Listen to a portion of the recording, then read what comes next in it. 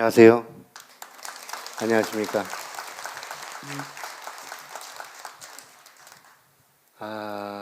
봉헌사는 제가 노래 부르러 여러 번 왔습니다. 와서 우리 특히 박 원장님께서 연주해 주시고 지휘해 주실 때 목탁새라는 노래도 부르고 무상이라는 노래도 부르고 그랬었습니다. 오늘 밖에 비가 많이 오죠? 예, 많이 옵니다. 저는 고속도로를 달려서 왔는데 제 차를 앞달려가는 비도 있었고 또 뒤따라오는 비도 있었고 아주 비 한가운데서 그렇게 올라왔습니다. 그래도 오늘 봉헌사에서 노래가 아닌 또 이야기를 좀 해야 된다고 그래서 한편으로 좀 긴장도 하고 가서 무슨 얘기를 좀 전해드려야 되나 이런 고민도 하고 그랬는데 어차피 저는 또 노래를 하라 그러면은 또 뭐 1시간도 하고 2시간도 하고 그러거든요. 근데 이야기를 하라 그러면은 1분을 넘는 게 정말 어려워요. 그래서 그걸 어떻게 해야 되나 고민을 해보니까 이야기를 노래처럼 하면 되겠다 이렇게 힌트를 얻어서 이제 오늘 이 자리에 앉게 되었습니다. 저는 8살 때 절에 입산을 했어요. 제가 태어난 곳은 인천입니다. 인천이고 제 밑으로는 여동생이 3명이 있었고 아버지가 이제 사업을 하시다가 일찍 돌아가시고 어머니가 혼자 이제 키우기 어려우니까 제 밑으로 여동생 3명은 전부 이제 해외로 입양을 시키고 저는 이제 큰 집에 데려다 줬어요. 온양 큰 집에 데려다 줬는데 온양 큰 집에서 저를 그 온양 큰 집에 사촌 형제들이 9명이 있고 논 5마지기에 그나마 그것도 빚져가지고 곧 팔려야 되는 논들이었어요. 그러니까 조카 하나가 왔는데 어떻게 키울 만한 형편이 안 된 거예요. 그래서 그때 이제 큰 집에서 이제 고민을 한 게 고아원으로 보낼 것이냐 이런 고민을 하고 있다가 마침 사돈 쪽에 비구니 스님이 한 분 계셨는데 그 비구니 스님께서 이왕이면 저 고아원보다는 절에 갖다 맡기는 게 낫겠다 이렇게 해가지고 그 비구니 스님이 제 손을 잡고 들어간 곳이 지금 덕숭산 수덕사입니다. 이때가 69년도 제 나이 8살 때입니다. 그때 들어가서 제 속명은 금성입니다. 성은 박씨고. 그래서 거기 들어가면서 이제 저한테 가장 큰 문제는 뭐였냐면은 어머님이 부천 소사 그 터미널에서 헤어질 때 어머님이 그 빗속에서 저는 버스에 타고 어머님은 버스 바깥에 계시면서 꼭 약속하셨던 게 저녁마다 찾아와 주신다 그랬거든요. 제가 이제 떨어지지 않으려고 그러니까 그렇게 이제 그 이별의 말을 그렇게 이제 전하신 거예요. 근데 저는 산에 들어가서 제가 유일하게 기다릴 수 있는 게 어머님을 기다리는 게 희망이었어요. 그래서 밤이면 밤, 낮이면 낮 늘 어머니만을 기다렸어요. 그런데 스님께서 보니까 늘 그 절 바깥에 산 바깥에 나가서 꼭 그 누군가를 쳐다보고 기다리고 있으니까 큰 스님께서 이제 하시는 말씀이 네가 관세음보살을 열심히 부르면은 어머님이 꼭 오실 거다 그 말을 해주셨어요. 그래서 관세음보살님이 무슨 의미인지 전혀 모르고 다만 어머님이 오신다는 그 말씀 때문에 그 어린 나이 때 그때부터 관세음보살을 부르기 시작했어요. 그러니까 어머님이 오신다라는 그 말씀 때문에 너무너무 엄마가 보고 싶잖아요. 그 간절한 마음으로 관세음보살을 부르기 시작했어요. 그게 관세음보살을 부르기 시작해가지고 얼마나 많은 시간이 흘렀는지 사실은 잘 알지 못합니다. 그런데 어느 날 보니까 그 어머님이 밤마다 오시겠다던 어머님 오시지 않고 또 관세음보살을 부르면은 어머님이 오신다고 했던 큰 스님 말씀대로 그렇게 되지를 않았어요. 그러니까 나중에 이게 약간 원망하는 마음이 생기기 시작했어요.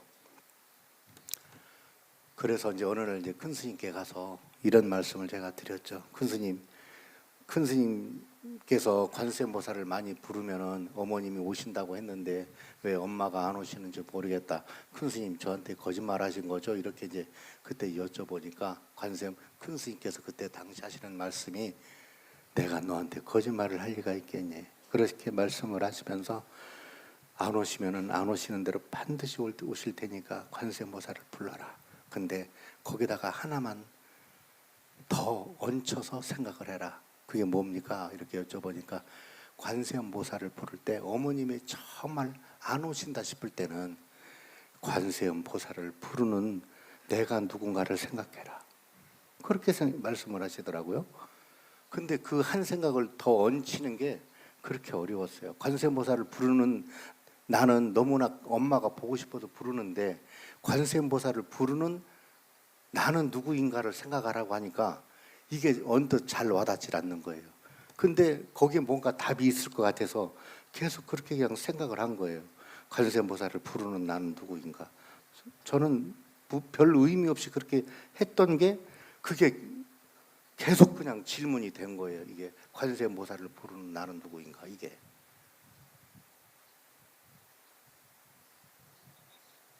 저는 저희 어머님 생각을 하면 굉장히 인간적인 한 이런 것들이 굉장히 아주 많습니다. 그 어린 내 여동생 3명 다 해외로 입양 보내고 어머님 혼자 결혼해서 편하게 살겠다고 아들 하나 있는 것마저 큰 집에 갖다 버리고 헤어지지 않는 아들과 헤어지기 위해서 밤마다 찾아오겠다고 그렇게 말씀을 하시고 무작정 찾아오지 않는 그 엄마가 제가 보니까 관세음보살 그 속에도 없는 것 같고 다시 그 질문을 되돌려서 관세음보살을 부르는 나는 누구인가를 이렇게 다시 되돌려 생각을 해봐도 그 안에는 어머님이 계시지 않더라고요. 그러면서 저한테 밀려온 게 무상이었어요. 무상. 설령 내가 그렇게 버려지지 않더라도 설령 누군가가 나를 그렇게 버리지 않고 내가 또 누군가를 버리지 않는다 하더라도 설령 이 자리에 어머님이 나하고 함께 계시고 아버지가 나하고 함께 계시고 형제들이 나하고 함께 있다 하더라도 내가 겪어야 하는 이 고통은 내가 나만이 감내를 해내야 되는 고통이다. 그리고 또 한 가지 중요한 사실은 관세음보살을 부르는 나는 누구인가를 하면서 느꼈던 것은 철저하게 느낀 게 무상입니다. 우리는 지금 여러분들이 말을 듣는 대상으로 저를 세우고 계시고 저는 말을 하는 대상으로서 듣는 여러분들을 대상으로 삼고 있잖아요. 근데 우리는 지금 이 순간 우리가 없다라는 생각은 한번 해보신 적이 있으신지?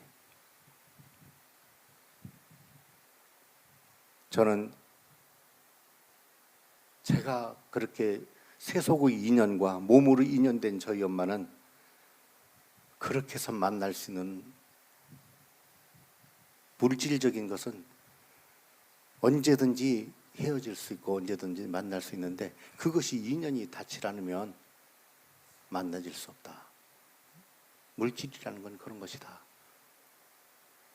그러면 그것과 무관하게 내가 이 헤어지지 않는 그 무엇과 만나려면 어떻게 해야 되느냐? 그거는 정말 여러분들이 처절하게 무상을 느끼셔야 돼. 깨달으셔야 돼. 무상. 여기 좀 여러분들 앞에 계시는 제 앞에 있는 여러분들 앞에 앉아 있는 저.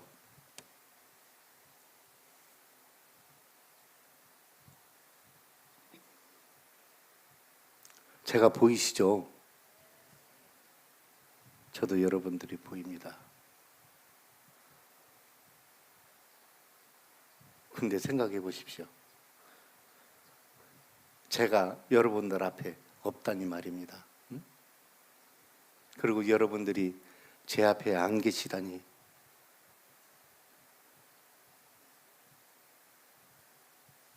앞으로 미래로 한 50년만 달려가 볼까요? 50년만 달려가 보면 여기에 계시는 여러분들, 그리고 여러분 앞에 앉아 있는 저 50년 후에는 어떻게 돼 있을까요? 근데 이게 현실로 참 와닿질 않죠. 사실은 영원히 헤어지지 않는 내 자신의 무엇인가와 만나려면은 이런 철저한 무상이 아주 절실하게 잘 바탕이 되어 있으셔야 돼요. 사실은 저희는 아주 텅 빈 공간 안에서 어찌 보면 존재하지 않는 많은 것들을 이렇게 놔두어서 네가 있고 내가 있고 이런 관계로 지금 사실은 만나고 있는 겁니다. 어떻게 보면 만나고 있지 않은데 만나고 있는 거예요. 저는 저희 어머님에 대한 그런 원망이라든가 이런 것을 어떻게든 제 가슴 속에서 좀 해결을 해야 된다는 생각이 들어서 지장기도를 천일기도를 했습니다. 또 설령 어머님이 저하고 헤어져서 사는 동안에 돌아가실 수도 있고 살아계실 수도 있겠지만 그 어머님을 위해서 또 자식을 버린 그 어머님들 속이 편하셨을까요? 그렇지는 않으셨을 겁니다. 그래서 사실은 용서해드리고 싶었고 인간적으로 좀 이해를 해드리고 싶었어요. 그래서 지장 천일 기도를 하면서 그래도 지장 천일 기도를 하고 어머님을 위해서 제를 다 올려드리고 그렇게 했는데도 불구하고 그 마음 안에 원망이라든가 이거 잘 해결이 안 되더라고요. 그래서 어느 날 큰 스님께 찾아가서 천일 기도를 회양을 했는데도 불구하고 어머님 문제가 제게서 해결이 되지 않았습니다. 이렇게 말씀을 드렸더니 그때 이제 삼생을 말씀을 하세요. 과거생에 네가 네 엄마한테 그만한 무엇인가를 지었기 때문에 금생에 네가 받는 것이다. 금생에 네가 이제 스님이 되었으니 그 어머님을 이제 놔드리고 용서를 해드려라. 그래야 다음 생에까지 이어지지 않는다. 그 말씀을 해주셔서 그 말씀을 이해하려고 노력도 많이 하고 그렇게 했는데도 불구하고 그것이 잘 해결이 되질 않았어요. 그런데 어느 날이었어요. 정회사에 제가 이제 그 덕숭산 위에 정회사라는 절이 있는데 정회사라는 절에 공부하시는 스님이 한 분 계셨어요. 원예 스님이라는 스님이셨는데 원예 스님이라는 분이 그 정회사에서 저하고 한 2년 동안 그리고 그 위에 동자들이 4명이 있었는데 제가 유일하게 오줌을 많이 싸가지고 그 스님이 좀 저를 좀 많이 가요하셨어요. 그래서 원예 스님이라는 분이 한 2년 동안 제 뒷바라지를 그렇게 많이 해주셨어요. 그러다가 마지막에 이제 안거 끝나고 그날 스님이 가시는 날인 줄 몰랐죠. 근데 그 스님한테만 의지하고 있다가 2년 동안 어느 날 아침 공양 끝나시고 보니까 마루에 보니까 이 걸망이 하나 있는 거예요. 바랑에. 근데 이제 큰 스님께 바로 공양 끝나고 본인 이제 떠나겠다고 딱 절을 하시는데 느낌이 저 걸망은 원예 스님의 걸망이구나 이런 생각이 왔어요. 근데 그 원예 스님이 큰 스님께 삼배를 올리고 나오셔서 걸망을 딱 매면서 제 이름이 금성이잖아요. 금성아, 이제 앞으로 오줌 싸지 마. 오줌 싸지 말고 이제 스님이 또 언젠가 인연이 되면 오겠지. 그때까지 잘 자라서 훌륭한 스님이 되어야지. 이 말을 하는데 제가 그 스님 얼굴을 보지를 못했어요.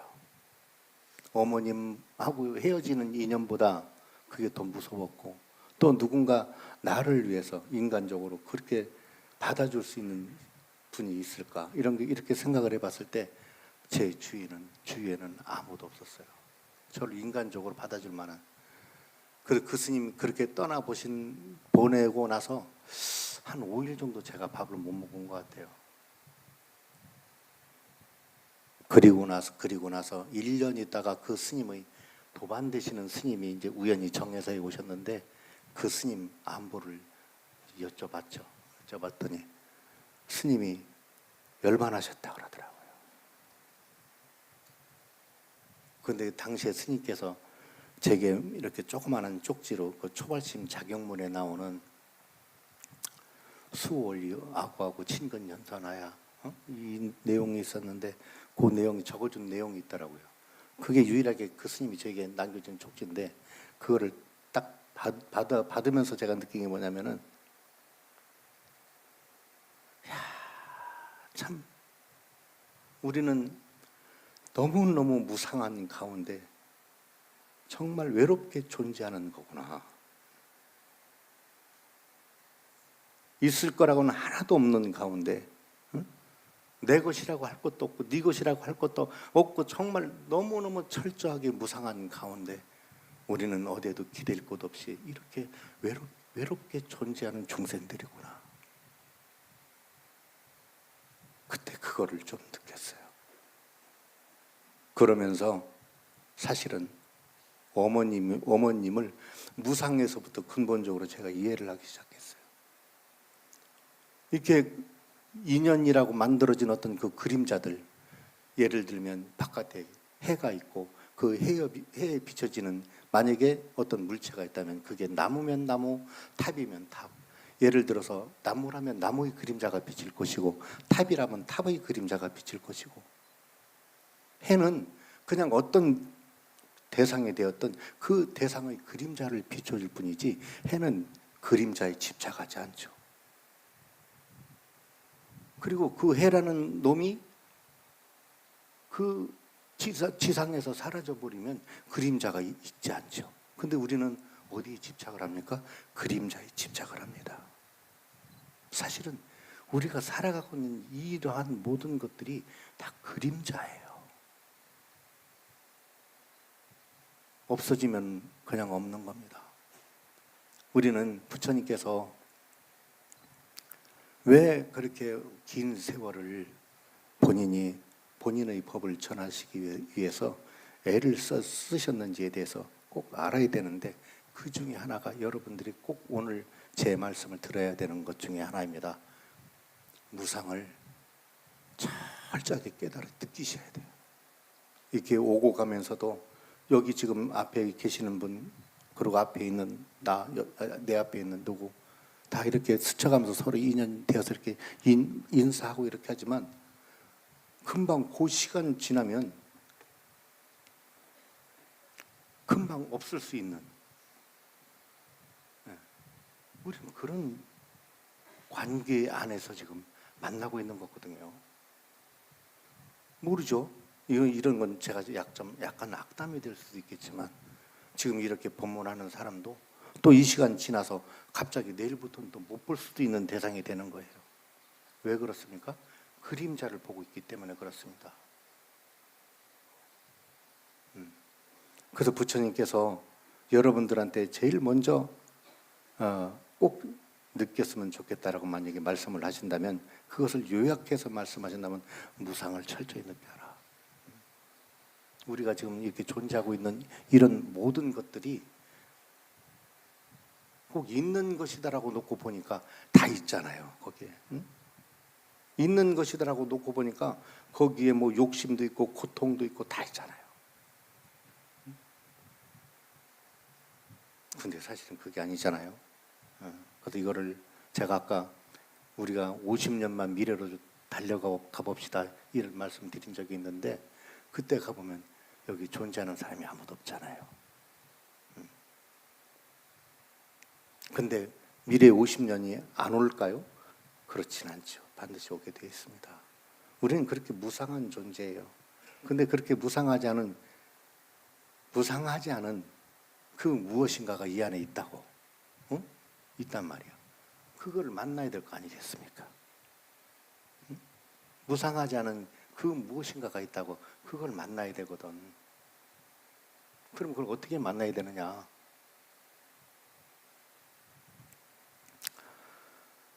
이제 참선 공부, 간화선 이렇게 이야기들이 나오면은 굉장히 어렵게 생각하는 분들이 많은 것 같아요. 근데 저는 아까도 말씀을 드렸듯이 그렇게 어렸을 때 어머님이 보고 싶어서 관세음보살을 부르다가 관세음보살로 해결이 안 되니까 그걸 큰 스님께서 조금 더 얹혀서 생각을 한 게 관세음보살을 부르는 나는 누구인가 이렇게 이제 해주셨단 말이에요. 그러다가 결국은 이제 무상이라는 것을 실체 무상이라는 걸 통해서 어머님을 이해하게 됐고 이런 말씀을 드렸는데 그런 훈련이 되어 있어서 그런지 모르겠습니다. 지금 행주자와 어묵동정이라고 하는데 오고 가면서 나는 누구인가 이렇게 생각하는 거 그렇게 어려운 부분은 아닙니다. 어떻게 보면 놀이처럼 생각하면 됩니다. 그래서 제가 오늘 제목을 화두놀이라는 그런 말씀을 드렸어요. 그 순간순간 이렇게 생각하는 나는 누구이고 말을 듣는 나는 누구이고 또 말을 하는 나는 누구이고 이렇게 쳐다보는 나는 누구이고 이렇게 졸고 있는 나는 누구이고 자 우리가 이름 붙여놓은 것들 한번 다 띄워보자고요. 응?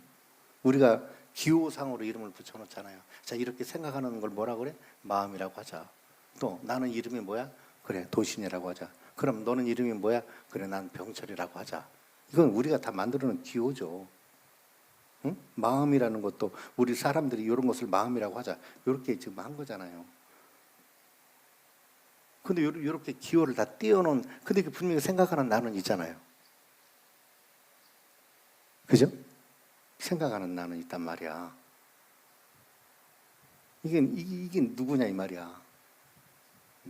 이렇게 말하는 나, 또 여러분들 듣고 있는 나, 졸고 있는 나. 이게 누구냐고. 관세음보살을 부르는 나는 누구인가. 이게 그냥 이렇게 이어지면 돼요. 생활 속에서. 그러다 보면 그 끝으로 자꾸 가다 보면 무상하지 않은 나와 이제 만날 때가 옵니다. 부처님께서 사실은 여러분들 그 주인공과 만나게 해드리려고 그렇게 무진장한 방편을 쓰시고 법문을 하신 겁니다. 여러분들이 그것만 해결하시면 부처님이 더 이상 말씀 안 하실 거예요. 이런 이제 법상도 필요 없을 거야. 여러분들이 그것만 만나시면 다 해결되는 거예요. 그 전에는 우리는 무상 속에서 춤을 추고 있는 거야. 응?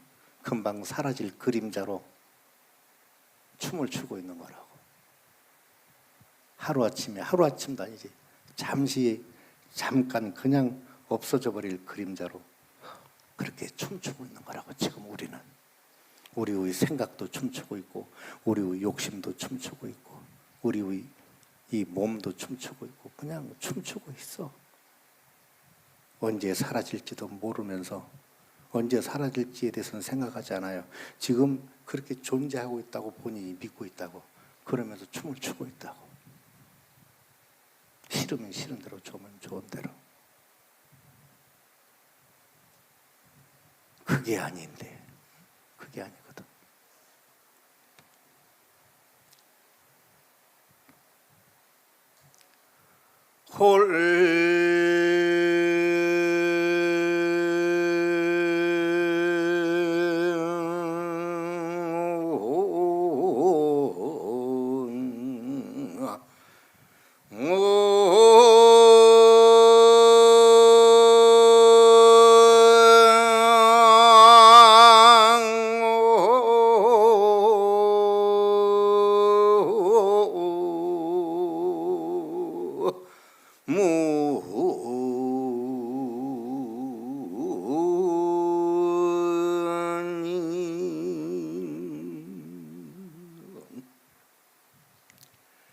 무비고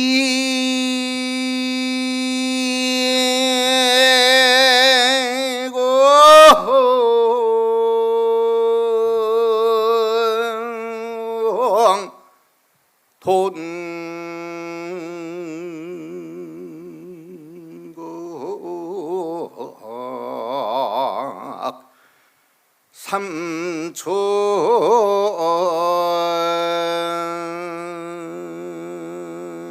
셔강 유한연암산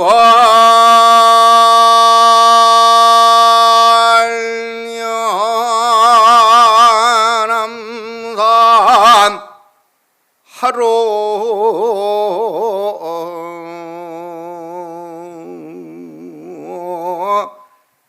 야인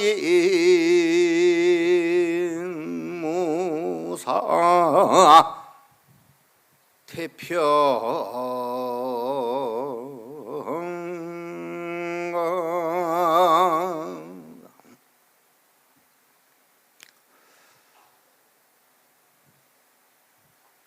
어느 날 후련히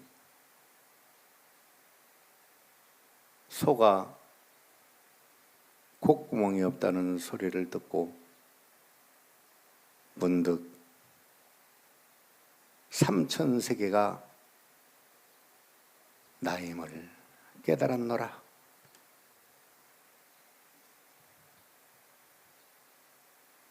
(6월) 연암산 아랫길에 야인 무사 태평가라. 농부가 한가롭게 태평가를 부르네. 이렇게 제가 말씀을 드린 대로 무상을 뚫고 들어가서 너울너울 춤추는 구름을 다 헤치고 들어가 보면 더 이상 춤출 일이 없으니까 한가롭다고. 춤출 일이 많으니까 한가롭지가 않아. 응? 춤출 일이 많으니까 한가롭지가 않아요. 이놈의 것도 우리는 우리 마음대로 하는 것 같은데 이는 우리 마음만큼 비율을 많이 맞춰줘야 되는 거 없어요. 이 육신 있죠. 이 육신도 비율을 참 많이 맞춰줘야 되는 대상이거든요. 근데 가만히 내 마음을 들여다보면 내 마음만큼 비율을 많이 맞춰줘야 되는 대상이 없어. 금방 슬퍼하고 금방 괴로워하고 금방 즐거워하고 금방 성내고 금방 만족하고 금방 또 불행해지고 그 순간순간 변하는 내 마음 그 비율을 맞추면서 사는 게 쉽지가 않아요. 너울너울 그림자가 춤을 추니까 이게 감당이 안 되는 거야. 근데 그림자가 춤추는 그 속을 지나서 놓고 보면은 한가로워 할 일이 없어. 어? 농부가 들에서 팥을 메고 벼를 베는 것 같지만 그건 일이 있어서 그런 게 아니야. 그냥 그렇게 할 뿐이지. 그 소식을 꼭 만나셔야 됩니다. 그러셨으면 좋겠습니다. 제가 아주 좋아하는 구가 하나 있는데 그거를 마지막으로 들려드리고 이제 일어나도록 하겠습니다. 천천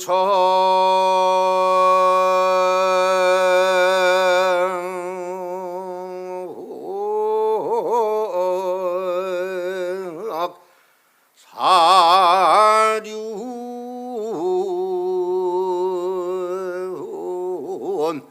직하수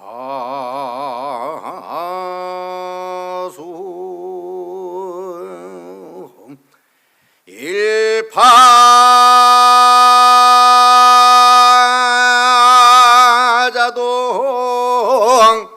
만파수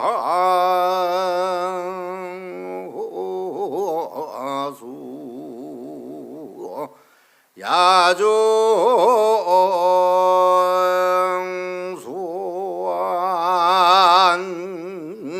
어불식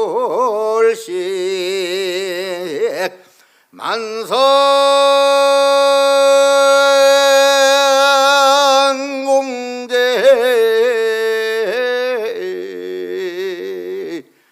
월명기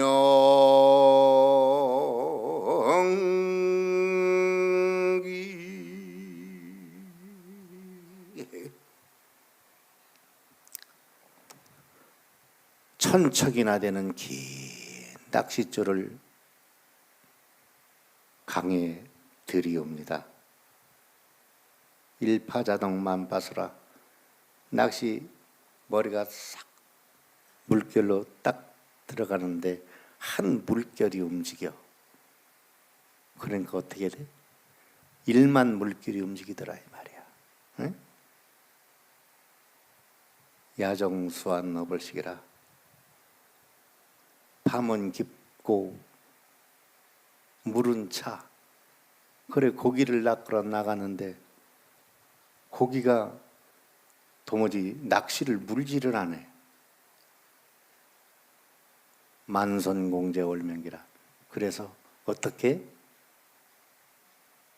빈 배 달빛만 가득히 싣고 돌아오더라. 이런 말씀들이 절절하게 와 닿으려면은 제가 아까 말씀드렸던 그 무상을 뚫어야만 됩니다. 무상을 뚫어서 철저하게 아플 건 아프고 인연 정리할 건 정리하고 나와 타인과의 관계를 정리하고 무상 속에서 그걸 정리를 하셔야 돼요. 그래서 무상하게 노을노을 춤추는 이 숱한 꽃망겁으로 포개져 있는 이 숱한 이 노을노을 춤추는 이 그림자들을 다 무상을 통해서 벗어나서 한가롭게 노는 주인공을 만나야 된다. 근데 그 주인공이 어디 있느냐? 여기 있더라. 이걸 뭐라고 저는 말을 못하겠어? 여기 있더라. 다른 데 있지 않고 여기 있더라. 그 주인공을 만나십시오. 그러면은 이 법상도 필요 없고 다 필요가 없을 겁니다. 그래서 주인공을 만나는 불자가 되십시오. 여러분 안에 계신 부처님을 만나십시오. 무상하지 않은 부처님을 만나십시오. 변함없이 미소를 짓고 계시는 여러분 안에 부처님을 만나십시오. 여러분에게 진정 위로가 될 수 있고 여러분과 헤어지지 않는 여러분 안에 부처님을 만나시기 바랍니다. 그 주인공이 되십시오. 감사합니다. 성 받으십시오.